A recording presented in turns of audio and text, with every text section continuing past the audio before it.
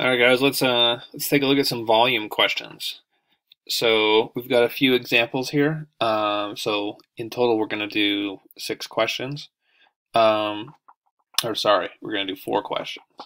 Okay, so this first one will be rectangular solid, but we're also going to look at cylinder, 2 cylinder questions, and a cube question. So you do have to memorize these formulas. Okay, so that's really the hardest part, is just memorizing the formulas. Once you know that, then it's really just punching in the numbers. Okay, so the rectangular solid is probably the simplest one because it's just length times width times height. Okay, so like in this question, we're going to say length is 8, width is 4, and height is 6.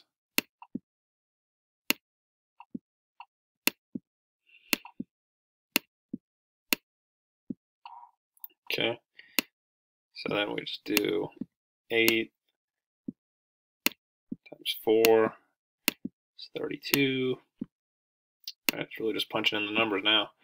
Times 6 is 192.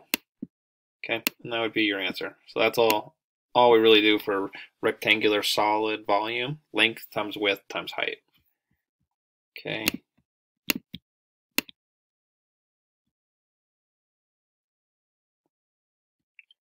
Next, we're going to look at cylinder.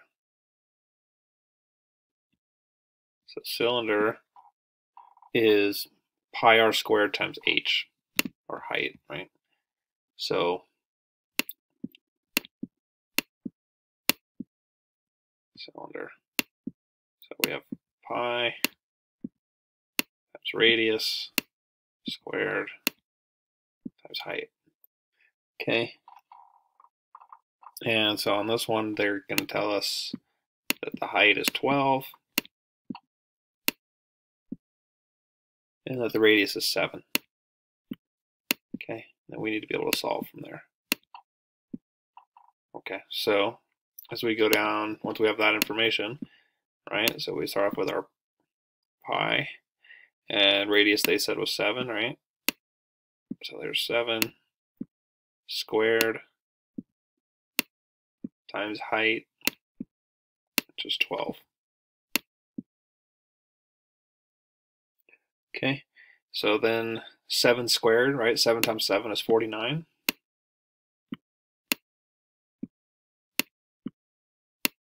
Carry this 12 down,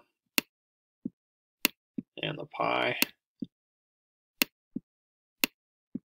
Okay, and once you've done all of that, 49 times 12 ends up being 588. That's an 8 times pi. Okay, that would be our answer for the volume of a cylinder where the height is 12 and the radius is 7. Okay, so we want to look at one more cylinder question before we move on to the cube. And so the question here is going to be, should have kept that formula up there for you. I'll write it again. Here's my marker here.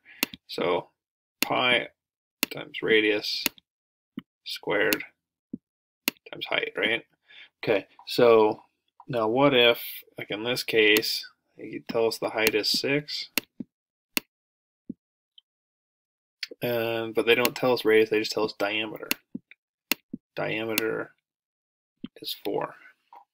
Okay, and so what we want to know is that radius is half as big as diameter. So if the diameter is 4, that means radius is 2. Okay, now we can solve. Okay, so we start off pi times 2 squared times 6, right? Height is 6.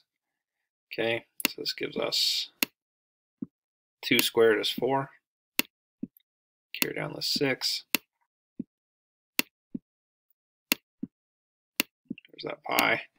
Okay, and then we're ready to get to our final answer here. 6 times 4 is 24 pi. Okay, So that's one that could show up in cylinders. It takes us back to what we learned about circles, right? Remembering that radius is only half as big as diameter. So if they give you a diameter, you got to divide it by 2, and then you got your answer for radius. Okay, cylinder, pi r squared times height. It's just a formula that you're just going to have to memorize. Right? If you have these formulas memorized, the math's not that hard. Okay. For a cube, for volume, it's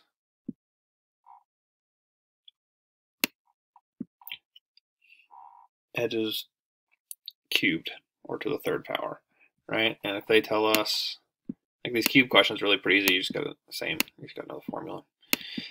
And they give us an e of 5, right? So then all we got to do is 5 cubed, right? So that's 5 times 5, which is 25, right?